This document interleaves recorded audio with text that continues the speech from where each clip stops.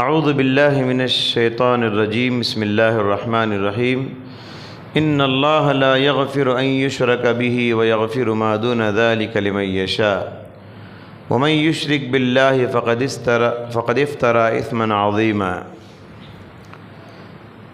سورہ نساء کی آیت کریمہ آپ کے روبرو تلاوت کی گئی۔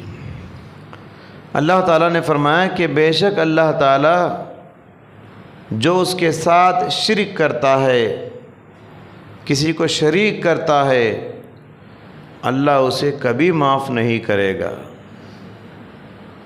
وَيَغْفِرُ، اس کے علاوہ جتنے گناہ بھی انسان کرے اللہ چاہے تو معاف کر سکتا ہے۔ وَيَغْفِرُ مَا دُونَ ذَلِكَ لِمَن يَشَاءُ۔ یہاں دیکھیے اس آیت میں دو باتیں ہیں۔ پہلی بات یہ ہے شرک یہ ناقابل معافی گناہ ہے۔ انسان شرک کرے اور توبہ کرے بغیر مر جائے تو وہ ہمیشہ کے لیے جہنم میں جائے گا۔ شرک کرنے والے کے لیے توبہ کا دروازہ کھلا ہے، غرغرے کے آنے تک، سکرات کا وقت آنے سے پہلے تک موقع ہے، موت کے فرشتے کو دیکھنے سے پہلے تک موقع ہے۔ آدمی اگر توبہ کر لے تو اللہ معاف کر دے گا۔ جو انسان زندگی بھر شرک کرے اور توبہ کیے بغیر مر جائے تو وہ انسان جہنمی ہوگا، اسے معافی نہیں ہے۔ شرک کسے کہتے ہیں؟ جو عبادات اللہ کے لیے خاص ہیں ان عبادتوں کو غیر اللہ کے لیے کرنا۔ مثال کے طور پر دعا صرف اللہ کے لیے خاص ہے، غیر اللہ سے دعا مانگنا۔ قربانی صرف اللہ کے لیے خاص ہے، غیر اللہ کے نام پر قربانی کرنا۔ مشکلات میں، مصیبتوں میں، پریشانیوں میں مدد اللہ سے مانگنا ہے، غیر اللہ سے مدد مانگنا۔ بھروسہ صرف اللہ پر کرنا، توکل صرف اللہ پر ہونا۔ اب آپ غیر اللہ پر بھروسہ کر رہے ہیں، غیر اللہ پر تکیہ کر رہے ہیں، حالانکہ ساری کائنات کو بنانے والا اللہ تعالیٰ ہے۔ والذین تدعون من دونہ ما یملکون من قطمیر، اللہ کو چھوڑ کر جن کو تم پکار رہے ہو وہ قطمیر بھی نہیں بنا سکتے۔ قطمیر کسے کہتے ہیں؟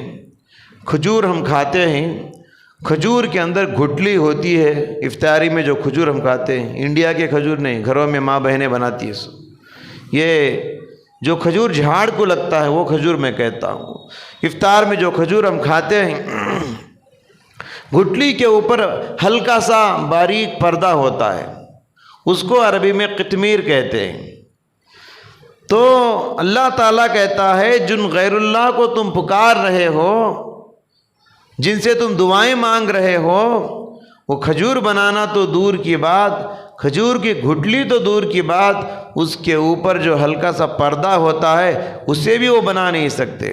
ایک اور مقام پہ اللہ تعالیٰ نے فرمایا ان الذین تدعون من دون اللہ لن یخلقوا ذبابا ولو اجتمعوا لہ۔ اللہ کو چھوڑ کر جن کو تم پکار رہے ہو، جن سے تو دعائیں مانگ رہے ہو، وہ ایک مکھی بھی بنا نہیں سکتے، مکھی کو پیدا نہیں کر سکتے۔ تو کائنات کو بنانے والا، پیدا کرنے والا اللہ تعالیٰ ہے، خالق اللہ ہے، مالک اللہ ہے، مدبر اللہ ہے۔ تو اس لیے عبادت بھی صرف اللہ ہی کی ہونی چاہیے، ساری عبادتوں کا مستحق اللہ تعالیٰ ہے۔ حدیث قدسی میں اللہ تعالیٰ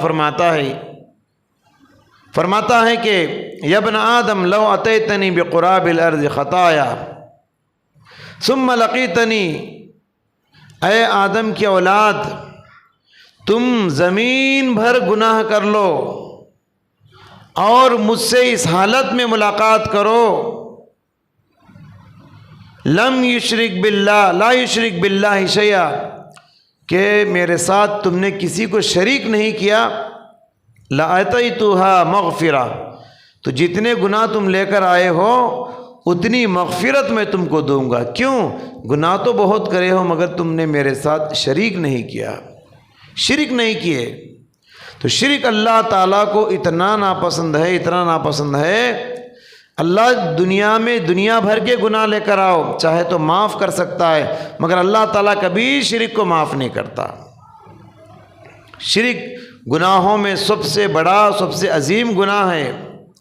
ایک مسلمان بتوں کی پوجا کرتا ہے، ہم کہتے ہیں وہ شرک کر رہا ہے۔ ایک مسلمان مندر کو جاتا ہے، چرچ کو جاتا ہے، ہم کہتے ہیں کہ وہ شرک کر رہا ہے، وہ کفر کر رہا ہے۔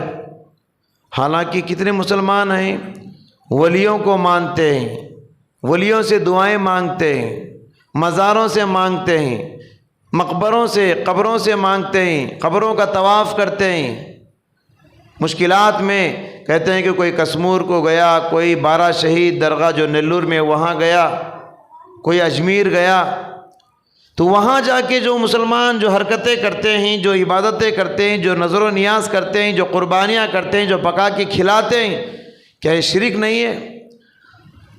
کوئی کافر کرے پتھر کی پوجا، ہم اسے شرک کہتے ہیں، کفر کہتے ہیں۔ مسلمان وہی کام کرتا ہے تو ہم اسے کیا کہتے ہیں؟ مولانا الطاف حسین حالی نے بہت اچھا کہا ہے، کرے غیر گربت کی پوجا تو کافر، جو ٹھہرائے بیٹا خدا کا تو کافر، گرے آگ پر، کرے آگ پر بہر سجدہ تو کافر، کواکب میں مانے کرشمہ تو کافر۔ تو کوئی کواکب میں کرشمہ مانے تو اسے کافر کہتے ہیں، کوئی آگ کی پوجا کرے تو ہم اسے کافر کہتے ہیں، کوئی سورج کی پوجا کرے تو ہم اسے کافر کہتے ہیں۔ مگر ہم کیا بھی کر سکتے مسلمان؟ مگر مومنوں پر کشادہ ہیں راہیں، پرستش کرے شوق سے جس کی چاہیں، نبی کو جو چاہیں خدا کر دکھائیں، اماموں کا رتبہ نبی سے بڑھائیں، مزاروں سے جا جا کے نظریں چڑھائیں، شہیدوں سے جا جا کے مانگے دعائیں، نہ توحید میں کچھ خلل اس سے آئے، نہ اسلام بگڑے نہ ایمان جائے۔ تو ہم کچھ بھی کر سکتے ہیں، ہمارا اسلام بگڑتا نہیں، ایمان بگڑتا نہیں۔ کوئی کافر جاتا ہے، کوئی مشرک کرتا ہے تو ہم اسے کافر مشرک کے فتوے دیتے ہیں۔ تو بہرحال بہت سارے مسلمان ہیں جو شرک میں مبتلا ہیں سوچے سمجھے بغیر، ان کو توبہ کرنے کی ضرورت ہے، ایک اللہ کی طرف آنے کی ضرورت ہے۔ عیسائی حضرات عیسیٰ علیہ السلام کو کیا بنا دیے؟ خدا بنا دیے۔ لقد کفر الذین قالوا ان اللہ هو المسیح ابن مریم، عیسائیوں نے عیسیٰ کو اللہ بنا دیا، خدا کا درجہ دے دیا۔ یہ کتنا بڑا گناہ ہے۔ یہی غلطی امت مسلمہ نے ہمارے نبی کے ساتھ کیے۔ مسلمانوں کا بہت بڑا طبقہ ہے پیارے نبی صلی اللہ علیہ وسلم کو خدا کا درجہ دے دیے۔ ان کا شاعر کہتا ہے، وہی جو مستوی عرش تھا خدا ہو کر، اتر پڑا ہے مدینے میں مصطفیٰ ہو کر۔ اللہ کے نبی کو اللہ کا درجہ دیتے ہیں، تو کیا یہ شرک نہیں ہے؟ شرک سے ڈرو۔ پیغمبر حضرت ابراہیم علیہ السلام شرک سے کتنا ڈرتے ہوئے دعا کرتے ہیں، وَجُنُوبْنِي وَبَنِيَّ أَن نَعْبُدَ الْأَصْنَامَ، اے اللہ مجھے اور میری اولاد کو بتوں کی پوجا سے بچا لے۔ خود ہمارے نبی صلی اللہ علیہ وسلم شرک سے کتنا ڈرتے تھے، روزانہ اللہ کی نبی یہ دعا کرتے تھے، اللہم انی اعوذ بک من ان اشرک بک وانا اعلم واستغفرک لما لا اعلم۔ اے اللہ میں تیری پناہ میں آتا ہوں، تو مجھے بچا لے کہ میں جان بوجھ کر شرک کروں یا انجانے میں شرک کروں۔ تو شرک سے بڑے بڑے پیغمبر، ابراہیم علیہ السلام جیسے پیغمبر، ہمارے پیارے نبی بھی بچنے کی دعائیں کرتے تھے۔ تو پہلی بات کیا ہے؟ شرک یہ قابل معافی گناہ نہیں ہے۔ اور دوسری بات دیکھیے، شرک کے علاوہ انسان کتنے بھی بڑے گناہ کرے، اللہ چاہے تو معاف کر سکتا ہے۔ آدمی کتنا بھی بڑا گنہگار ہو، ہم یہ نہیں کہہ سکتے فلاں آدمی بڑا گنہگار ہے سیدھے جہنم میں جائے گا، فلاں آدمی بہت زندگی بھر گناہ کرتا رہا، اگر وہ مر گیا تو ہم کیا بولتے؟ جہنمی بن گیا۔ ہم نہیں بول نہیں سکتے۔ شرک کے علاوہ آدمی کتنے بھی گناہ کرے ہم اس کو جہنمی کا فتویٰ نہیں دے سکتے۔ دیکھیے حدیثوں میں بہت ساری مثالیں ہیں۔ یہ ایک زانیہ عورت، زنا کرنے والی فاحشہ عورت راستے میں جا رہی تھی، یہ کتا پیاس کی وجہ سے زمین چاٹ رہا تھا۔ عورت نے دیکھا کہ کتا پیاس سے تڑپ رہا ہے بیچارہ، اسے پانی پلانا ہے، تلاش کی تو کنواں نظر آیا، مگر کنویں کے پاس بالٹی نہیں ہے، پانی اندر سے کیسے نکالے؟ اب عورت کو کیا ضرورت، آگے راستہ چل سکتی تھی، لیکن سوچا کہ نہیں، کتے کو پانی پلانا، تڑپتا ہے کتا، کیا کری؟ وہ چمڑے کا موزہ جو پہنی، ساکس پہنی ہوئی تھی، چمڑے کا ساکس، اسے نکالی۔ پھر اندر سے پانی کیسے نکالنا ہے؟ دوپٹہ پھاڑ کے اس کو رسی بنائی اور کنویں میں چھوڑ کے اس سے پانی نکال کے اس کتے کو پلائی۔ دنیا والے یہی سمجھتے رہے وہ زانیہ عورت ہے، فاحشہ عورت ہے، مگر اس عورت کے پاس ایک ایسی نیکی تھی، اس نیکی کے بدلے میں اللہ نے اسے جنت میں ڈال دیا۔ دنیا والے کیا سمجھ رہے تھے؟ اور وہ عورت جنتی عورت ہے، دنیا والے اسے زانیہ اور فاحشہ بول کے پکار رہے تھے۔ سمجھ رہے؟ اور کوئی آدمی اتنا متقی ہوتا ہے، اتنا نیک ہوتا ہے، لوگ اسے جنتی سمجھتے ہیں مگر وہ جہنمی ہوتا ہے۔ ایک تہجد گزار عورت، تہجد گزار اور روزہ دار، نفل روزے رکھنے والی عورت، ایک بلی کو پالی، بلی کو کھانا نہیں دیتی تھی، پانی نہیں دیتی تھی، باندھ کے رکھی، بلی دانا پانی کے لیے ترس کے زمین چاٹ کے مر گئی۔ اللہ تعالیٰ اس عورت کو جہنم میں ڈال دیا صرف ایک جانور کو مارنے کی وجہ سے۔ دنیا والے کیا سمجھ رہے تھے؟ تہجد گزار عورت، روزہ دار عورت، مگر اس عورت کے پاس ایک ایسا گناہ تھا جس کی وجہ سے وہ عورت جہنمی بن گئی۔